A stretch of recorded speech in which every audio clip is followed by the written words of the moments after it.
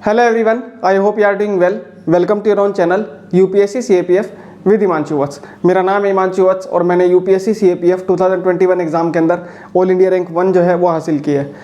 आज हम एक वीडियो जो है बना रहे हैं फॉर पेपर 2 के रिगार्डिंग, जिसके अंदर काफ़ी सारे स्टूडेंट्स के द्वारा पूछा जा रहा था कि सर पेपर 2 को अटेम्प्ट कैसे करा जाए। लाइक हमारा पेपर छूट जाता है, सर हमारा ऐसे छूट जाता है, हमारी ग्रामर छूट जाती है, तो क्या वो तरीका है जो हम फॉलो कर सकते हैं जिसकी वजह से हमारी जो पेपर 2 है वो कंप्लीट भी हो जाए और क्वालिटी भी मेंटेन रहे।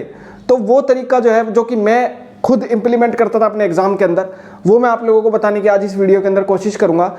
बाकी पेपर 2 के रिगार्डिंग और भी बहुत सारी वीडियो मैं बना चुका हूँ। प्रीसी कैसे लिखना है, ग्रामर में क्या पढ़ना है, ठीक है, ऐसे कैसे लिखना है, रिपोर्ट कैसे लिखनी है, आर्ग्यूमेंट कैसे लिखनी है, इसके अलावा जो पेपर 2 के रिगार्डिंग है कि 100+ मार्क्स कैसे स्कोर करने हैं, वो सारी चीज़ें मैं ऑलरेडी बता चुका हूँ। इंपॉर्टेंट ऐसे topics, important argument topics, important report topics, वो भी मैं बना चुका हूँ।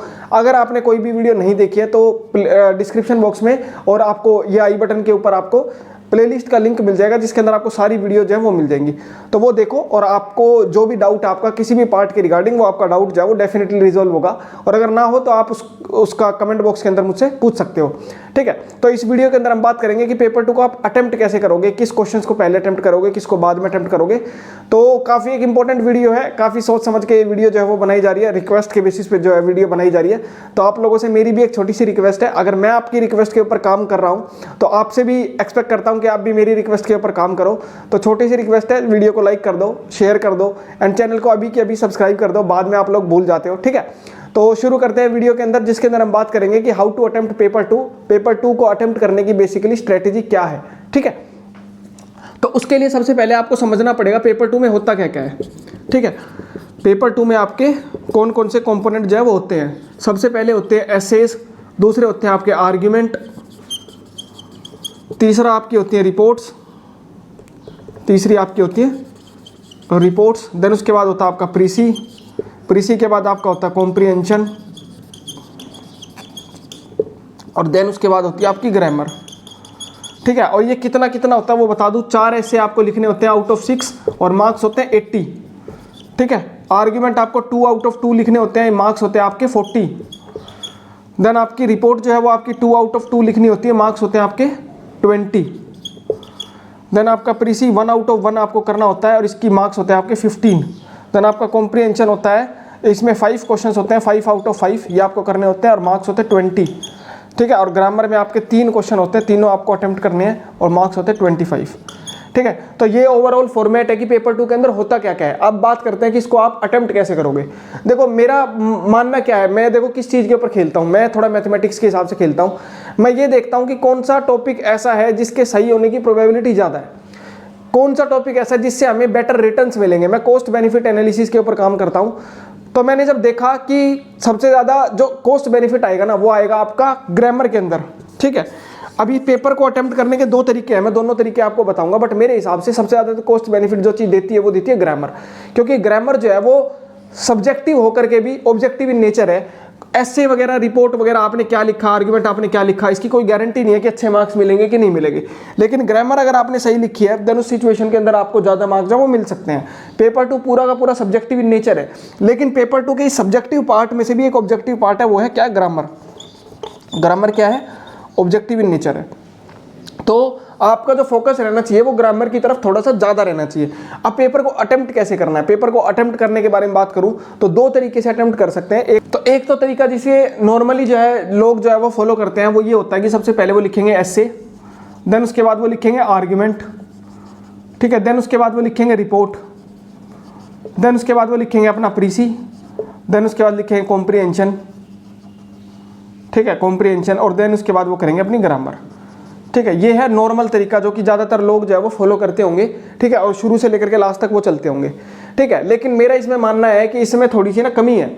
इसमें कमी क्या है कि आपको ये नहीं पता चलता कि एस्से को कितना टाइम देना है। आप ये समझते हो 4 एस्से लिखने हैं, तो आप इसी चीज़ के अंदर, इस एस्से वाले पार्ट के अंदर 1.5 घंटा लगा देते हो, और इस वजह से जो बाकी 1.5 घंटा बचता है ना उसमें ये करना है आपको।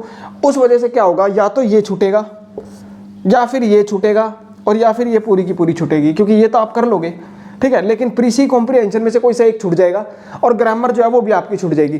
तो इस तरीके में ये प्रॉब्लम है कि आप जो है वो सोचते हो कि मेरे को बेटर क्वालिटी देनी है, मेरे को बहुत अच्छे से लिखना है, तो उस वक्त क्या करते हो आप बहुत ज़्यादा सोचते हो, और जब बहुत ज़्यादा सोचते हो तो ऐसे और आर्ग्यूमेंट वगैरह के अंदर आप बहुत ज़्यादा टाइम लगा देते हो। आपके जो नॉर्मली ऐसे है ना, वही कंप्लीट होने में 1 घंटा 20 मिनट, 1 घंटा 30 मिनट, 40 मिनट भी लग जाती हैं, जिस वजह से बाद में आपके पास टाइम कम बचता है और आपका ओवरऑल जो पेपर है वो छूटने की तरफ जो है वो मूव करने लगता है। ऑल्दो कुछ लोग ऐसे भी होंगे जो कि इसी पैटर्न को फॉलो करके अच्छे से मैनेज कर देते हैं और 5-10 मिनट पहले पेपर को कंप्लीट कर देते हैं। तो यहाँ उनकी तो बात देखो हो नहीं रही है, यहाँ उनकी बात हो रही है जो कि ये पैटर्न फॉलो करते हैं और उनका पेपर छूटता है। तो आप क्या तरीका जो है वो अपना सकते हो पेपर 2 को अटेम्प्ट करने के लिए, वो मैं आप बताऊंगा, जो मैं भी यूज़ करता था अपने एग्जाम के अंदर। मेरी भी स्ट्रेटेजी ये रहती थी कि मैं इस तरीके को फॉलो करूं ताकि मैं अच्छे तरीके से जो है पेपर 2 को कंप्लीट भी कर सकूं और क्वालिटी जो है वो भी मेंटेन रहे। ठीक है, मेरा जो तरीका रहता था पेपर 2 को अटेम्प्ट करने का, मैंने आपको बताया मैं देखता हूं कॉस्ट बेनिफिट के ऊपर। तो कॉस्ट बेनिफिट मैंने क्या बताया, सबसे पहले किस चीज़ का है, वो है ग्रामर का। तो सबसे पहले मैं जो अटेम्प्ट करता था वो करता था ग्रामर मैंने सबसे पहले अटेम्प्ट करी। अब कितने मार्क्स की है, 25 मार्क्स की है, तो मैं इसके लिए 30 मिनट जो है वो अरेंज करके रखता था कि 30 मिनट्स के अंदर मेरे को ये ग्रामर करनी है। अगर ये 30 मिनट 27 मिनट के अंदर अगर हो रही है तो ठीक है, अगर कुछ बच रहा है ना तो उसको छोड़ दो, बाद में आकर के कर लेना। ठीक है, ये है पहला।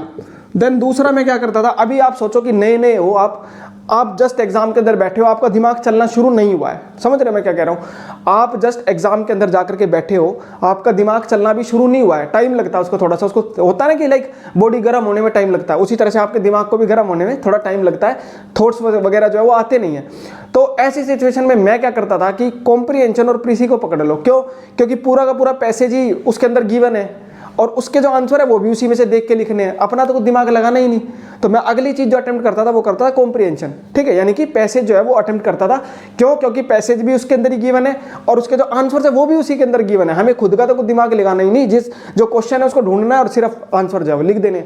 तो मैं दूसरी चीज जो करता था वो करता था कॉम्प्रिहेंशन। ठीक है, कॉम्प्रिहेंशन पैसेज, और इसके लिए मैं लगभग देता था 20 मार्क्स का ये है, तो लगभग मान के चलो मैं 20 मिनट्स इसके अंदर देता था, क्योंकि 5 क्वेश्चन है और हर एक क्वेश्चन के ऊपर अगर 4-4, 5-5 मिनट भी लग रही है तो आपका आराम से 20 मिनट्स के अंदर पूरा हो जाएगा ये।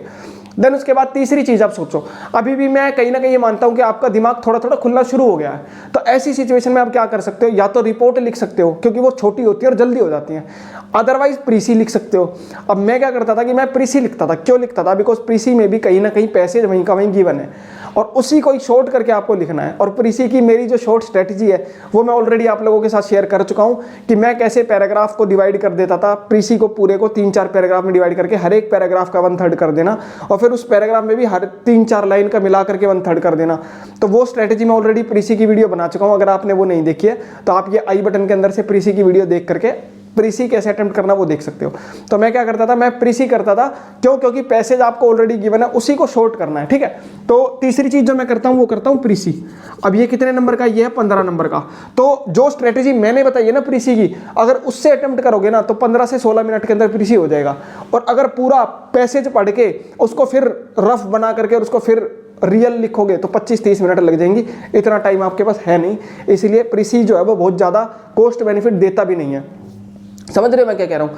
प्रीसी जो है उसका कॉस्ट बेनिफिट बहुत ज़्यादा नहीं है। आपने बहुत अच्छा प्रीसी लिखा होगा तो भी आपको 8-9 मिलेंगे, किसी ने खराब लिखा होगा तो उसको 5 से 6 मिलेंगे, 3 से 4 नंबर का डिफरेंस आता है, इससे ज़्यादा का कोई डिफरेंस नहीं आता। वो आप रिपोर्ट आर्ग्यूमेंट वगैरह में कवर कर सकते हो डेफिनेटली। तो इसलिए प्रीसी के ऊपर बहुत ज़्यादा टाइम देने की कोई खास रिक्वायरमेंट होती नहीं है, तो जस्ट उसको पूरा करना है। तो मैं प्रीसी के लिए 15 से 17 मिनट जो है वो रखता था, इससे ज़्यादा मिनट मैंने कभी दी ही नहीं। मैंने क्या किया, पैसेज को 4 पार्ट में डिवाइड कर दिया, उसको लिखता चला गया साथ के साथ। ठीक है, तो 15 से 17 मिनट में आपका आराम से प्रीसी जो है वो कंप्लीट हो जाएगा।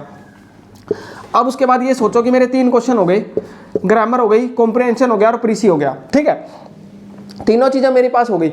अब वो चीजें बची हैं ऐसे रिपोर्ट और आर्ग्यूमेंट जिनके अंदर हमें दिमाग लगाना है, हमें सोचना है, हमें डेटा को रिकलेक्ट करना है और इसके साथ साथ उसके सोर्सेज आइडेंटिफाई करने हैं, देन उसके बाद उसको लिखना है। ठीक है, तो अब मैं क्या करता था कि रिपोर्ट, आर्ग्यूमेंट और ऐसे में से सबसे ईजी कौन सी चीज है? वो है रिपोर्ट। क्यों? रिपोर्ट के अंदर कोई भी एक इंसिडेंट मेंशन होगा, उस इंसिडेंट के बारे में लिखना है। अब इसमें क्या लिखना है? व्हाट लिखना है। पहले तो रिपोर्ट का एक फॉर्मेट होता है कि ये आपने लिखा, हेडिंग लिखी, देन उसके बाद XYZ special correspondent, date, place, and then आपकी बॉडी आ जाएगी, लास्ट में आपके सोर्सेज आ जाएंगे और बॉक्स वगैरह बना देना। ठीक है, तो अब रिपोर्ट के अंदर आधा काम तो पहले ही हो रखा है, बॉडी जो है वो 2 पेज की बॉडी है वो लिखनी है सिर्फ। अब वो कैसे लिखी जाएगी? मैं रिपोर्ट को क्या करता था, तोड़ देता था ऐसे, like what when, where, how, why, यानी कि क्या हुआ, क्यों हुआ, कैसे हुआ, कहाँ हुआ और कब हुआ, ये इंसिडेंट हो गया। देन उसके बाद उसका इम्पैक्ट क्या पड़ा, एंड देन उसके ऊपर क्या स्टेप्स लिए गए, जो भी स्टेट गवर्नमेंट है उसके द्वारा या सेंट्रल गवर्नमेंट है उसके द्वारा या कोई भी इंटरनेशनल ऑर्गेनाइजेशन उसके द्वारा। सिंपल। तो ये रिपोर्ट का काम मैंने ऑलरेडी 7-8 पार्ट में मैंने इसको तोड़ दिया और आराम से बॉडी जो बन जाती थी। ठीक है, तो रिपोर्ट के ऊपर मैं रिपोर्ट लिखता था दोनों की दोनों, और वो 10 से 12 मिनट, ठीक है, 10 से 12 मिनट में जो है रिपोर्ट को देता था, यानी कि रिपोर्ट देता था। 2 है रिपोर्ट, तो 12-12 मिनट भी मैं अगर लगाऊं या 10 मिनट भी मैं अगर लगाऊं, देखो हो जाती है 10 मिनट में, कोई ये नहीं बोलोगे कि 10 मिनट में सर रिपोर्ट नहीं हो सकती। अगर नहीं हो सकती ना, तो फिर इसका मतलब ये है कि आपको वो टॉपिक बिल्कुल भी नहीं आता, तभी ऐसा होगा। अगर आपको थोड़ा बहुत भी आता होगा ना, तो 10 से 12 मिनट सफिशिएंट है। चलो मैं 12 कर देता हूँ, स्कोर बोलो, ठीक है, 12 मिनट में ये, 12 मिनट में ये, 2 रिपोर्ट हो गई आपकी। अब उसके बाद आपके पास बचा आर्ग्यूमेंट और आपका बचा पैसेज, और आर्ग्यूमेंट बचा और आपका ऐसे बचा। अब आप सोचो ऐसे आसान है, आर्ग्यूमेंट आसान है? मेरे हिसाब से देखो आर्ग्यूमेंट आसान है। क्यों आसान है? क्योंकि वो पॉइंट वाइज फॉर्मेट में लिखना है, और पॉइंट वाइज फॉर्मेट में आपको पता है कि जब भी पॉइंट वाइज फॉर्मेट में लिखते हो स्पेस भी ज़्यादा भर जाता है और आप जल्दी जल्दी अच्छे से एक्सप्लेन भी कर पाते हो। और उसमें मैं सब हेडिंग बना देता था, जैसे कि है ना, कोई भी मैंने एक पहला पॉइंट लिखा तो उसकी एक सब हेडिंग बना दी, ताकि जो अंदर फिर वो जो इन्फॉर्मेशन लिखूंगा वो उतनी मतलब उतना कोई डीप में पढ़ने की जरूरत भी नहीं पड़ेगी एग्जामिनर को। अगर मैंने सब हेडिंग बनाई है तो उससे उसको आसानी हो जाएगी समझने में। तो सिंपल इंट्रोडक्शन लिख दिया, जो टॉपिक मान लो आर्गुमेंट का कोई टॉपिक है उसी के बारे में इंट्रोडक्शन लिख दिया, डेफिनेशन वगैरह कोई डेटा वगैरह, देन उसके बाद फेवर में पॉइंट, देन अगेंस्ट में पॉइंट, देन उसके बाद बैलेंसिंग कंक्लूजन। ठीक है, ये आर्गुमेंट में करता था। तो दोनों आर्गुमेंट करने के लिए मैं एक आर्गुमेंट के लिए 15 मिनट बहुत है, मेरे हिसाब से 15 मिनट बहुत है एक आर्गुमेंट के लिए। आराम से एक आर्गुमेंट जब वो हो जाता है, अगर आपका थोड़ा बहुत भी प्रैक्टिस है, थोड़ी बहुत भी आपको नॉलेज है उस टॉपिक के बारे में, तो ठीक है। तो मैं फिर क्या करता था, आर्ग्यूमेंट्स पर आर्ग्यूमेंट क्या हो गए 15 मिनट, ठीक है, और फिर दूसरे के भी हो गए 15 मिनट। अब आपके पास क्या बचा, 4 ऐसे बच गए, ठीक है, क्या बच गए, ऐसेज बच गए। और आपके पास ये देखो टाइम कितना बचा है, तो 30 मिनट ये, 20 मिनट ये, 50 हो गया, 50 और 15 हो गया 65 एंड देन 30 हो गया 95, और 95 और 20 आपका हो गया 115। तो 120 मिनट के आसपास आपने यूज कर लिया, आपने 120 मिनट के आसपास आपने यूज कर लिया। देखो यूज कर लिए, 1 घंटा आपके पास बचा, 4 ऐसे आपको लिखने हैं, समझ रहे हो, आपने 4 ऐसे लिखने और 1 घंटा आपके पास बचा हुआ है। अब क्या करना है, यही है असली गेम जो है वो यही है, असली जो ट्रिक है ना पेपर 2 को कंप्लीट करने की, वो यही आती है। ठीक है, कैसे आती है वो अब बताऊंगा। ठीक है, तो ऐसे के अंदर मान लो आपके पास 4 ऐसे हैं, ठीक है, और आपके पास 60 मिनट्स बची हुई है ना, 60 मिनट्स बची हैं। मैं मान लेता हूं कि ऊपर नीचे होने के बाद भी आपके पास 60 मिनट्स नहीं भी बची हैं, आपके पास 55 मिनट्स बची हैं, हम मान रहे हैं 55 मिनट्स बची हैं। ठीक है, अब इस 55 मिनट्स के अंदर से आप ये सोचो कि 4 ऐसे आपको लिखने हैं, पर ऐसे कितना पड़ेगा आपके पास, 60 में से आप मान के चलो लाइक 14 मिनट आपके पास बचेगा। ठीक है, 14 मिनट्स के अंदर आप ऐसे लिखोगे कैसे, सबसे बड़ी चैलेंज तो यही है। तो इसमें क्या करना होता है कि आपको जो 6 ऐसे है ना, उनमें से 4 ऐसे आइडेंटिफाई कर लिया आपने। जब आपको क्वेश्चन पेपर मिला था ना, तभी आपने क्या करना है, जब आपको क्वेश्चन पेपर मिला था तभी आपको आइडेंटिफाई कर लेना कि कौन से 4 ऐसे हैं मेरे को लिखने हैं, वो जो 5 मिनट मिलती है ना उसी के अंदर। ठीक है, अब आप वो 4 ऐसे में से जो सबसे अच्छे से आपको आता है पहले उसको लिखो। ठीक है, 14 मिनट्स हमें देनी है पर ऐसे के लिए, बट मैं कह रहा हूं जो सबसे अच्छा ऐसे आपको आता है उसको लिखो, उस पे आप 17 मिनट भी दे सकते हो। ठीक है, आपने क्या किया, 55 मिनट्स आपके पास है, एक ऐसे को दिया आपने 17 मिनट्स, ठीक है, जो कि आपके पास सबसे अच्छे से आता है। देन दूसरा आपके पास दूसरा कोई ऐसे होगा जो कि आपको एक अच्छे तरीके से आता होगा, इसको आपने दिया 17 मिनट्स। ठीक है, 17 हो गया 34, और आपके पास सिर्फ अब 20 मिनट बचे हुए हैं, 20 मिनट बचे और आपको 2 ऐसे करने हैं। ठीक है, अब आप क्या करोगे कि लगभग 17, 16, 17, 1, 2 मिनट का ऊपर नीचे देख लेना अपना। अब उसके बाद आप तीसरा ऐसे लिखोगे, चौथा ऐसे लिखोगे। जो ऐसे सबसे देखो, चारों ऐसे आपको बहुत अच्छे से आते हैं ये तो पॉसिबल है नहीं, 3 ऐसे होंगे या 2 ऐसे होंगे जो कि आपको बहुत अच्छे से आते होंगे, 1 या 2 ऐसा होगा जो कि बहुत अच्छे से नहीं आता होगा। ठीक है, वो रैंडमली आता होगा, आपको थोड़ा बहुत उसके बारे में कुछ पता होगा। अब आपका टाइम जाएगा, 20 मिनट आपके पास बचे हैं और आपके पास 2 ऐसे बचे हुए हैं। आप सिंपल 10 से 12 मिनट में एक ऐसे को कंप्लीट करोगे, 10 से 12 मिनट में, और जो आखिरी ऐसे बचेगा ना उस पर आपके पास 7-8 मिनट भी बच रही है ना, तो भी आपका ऐसे जो है वो कंप्लीट हो जाएगा, गारंटी है इस बात की। 7-8 मिनट जो है, अगर ये भी बच रही होंगी ना 7-8 मिनट्स, तो भी आपका वो ऐसे जो है वो पूरा हो जाएगा। क्यों हो जाएगा, क्योंकि वो ऑलरेडी आप एंडिंग फेज में हो, आपका हाथ भी थक चुका है, आपका दिमाग थक चुका है, तो आपका जो भी आ रहा होगा ना आप वो लिखोगे उस ऐसे के अंदर। बस आपको उस आखिरी वाले ऐसे के अंदर ध्यान रखना, उसको कॉम्प्रोमाइज करना पड़ेगा। अगर पेपर पूरा कंप्लीट करना है अच्छे तरीके से, शुरुआत की क्वालिटी बेटर मेंटेन करनी है, तो ये जो चौथा ऐसे होगा ना, ये 7 जो आपको कम आता है, ये आपको थोड़ा सा कॉम्प्रोमाइज़ करना पड़ेगा। लाइक मेरे पास ऐसा होता था कि एग्जाम खत्म होने वाला है, मैडम ने बोला कि या सर ने बोला कि सर 7-8 मिनट बची हैं, अब मेरे पास पूरा एक ऐसे बचा हुआ है, उस 7 से 8 मिनट में वो ऐसे आराम से आप लिख सकते हो। और कैसे लिख सकते हो, बस वो थोड़ी सी राइटिंग खराब हो जाएगी लेकिन वो पूरा हो जाएगा।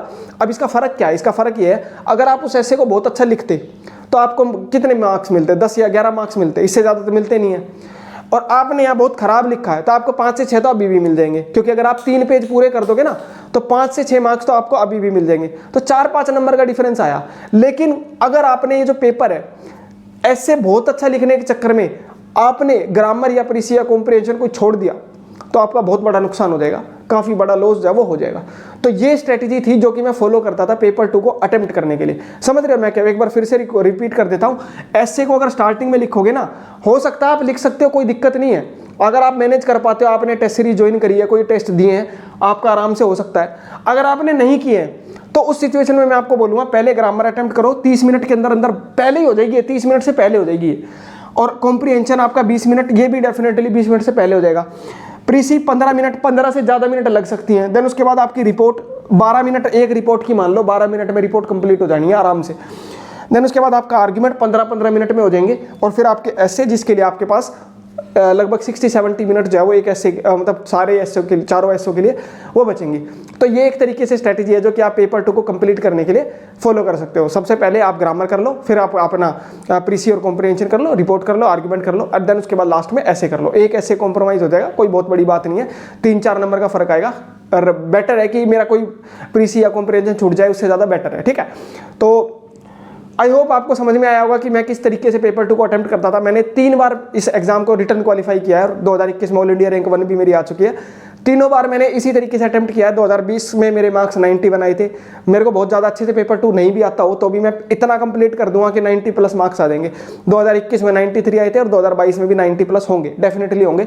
ठीक है, तो ये स्ट्रेटजी आप फॉलो करो, आप अपना एग्जाम जो है वो कंप्लीट करो। बाकी इसके अलावा एक चीज़ और मैं आपको बता दूं कि 31 जुलाई को यानी कि मंडे को मैं एक all India mock test type का जो है वो कंडक्ट कर रहा हूँ टेलीग्राम के ऊपर ही, जिसके अंदर पेपर 1 का टेस्ट होगा 10 से लेकर के 12 बजे तक के बीच में, एंड जो पेपर 2 का टेस्ट होगा वो होगा 2 से 5 के बीच में। पेपर 2 का टेस्ट आपका इवेल्युएट भी होगा। तो अगर आपको उस टेस्ट को देना है तो आप मेरे को टेलीग्राम पे कांटेक्ट कर सकते हो। टेलीग्राम की मेरी आईडी जो है वो वीडियो के डिस्क्रिप्शन बॉक्स में आपको मिल जाएगी, उधर से आप मेरे को टेलीग्राम पे कांटेक्ट कर सकते हो, वरना स्क्रीन पे भी आपको दिख जाएगी। उसके थ्रू आप मेरे को टेलीग्राम पे कांटेक्ट करो अगर आपको उसके अंदर एनरोल करना है, क्योंकि बहुत ही कम टाइम बचा हुआ है। लास्ट में अगर आप एक टेस्ट जो है पेपर 1 पेपर 2 का प्योर एग्जाम टाइप एनवायरनमेंट के अंदर दे लेते हो, लाइक सुबह आपने पेपर 1 का टेस्ट दे लिया, देन शाम को आपने पेपर 2 का टेस्ट दे लिया, तो आपकी काफ़ी अच्छी प्रैक्टिस हो जाएगी, आपको थोड़ी सी आदत हो जाएगी कि हाँ भाई एग्जाम के अंदर आपको एकदम से डिफिकल्ट ना लगे। ठीक है, तो आई होप आपको ये वीडियो जो है वो समझ में आई होगी। आपको इसी तरह की अगर पेपर 1 की वीडियो चाहिए तो मुझे बताना, मैं पेपर 1 की भी ऐसे ही हाउ टू अटेम्प्ट पेपर 1 वो भी वीडियो मैं जल्दी बना रहा हूँ। ठीक है, तो लास्ट में वीडियो को लाइक करना, शेयर करना, चैनल को सब्सक्राइब करना। मिलते हैं नेक्स्ट वीडियो के अंदर। Thank you so much.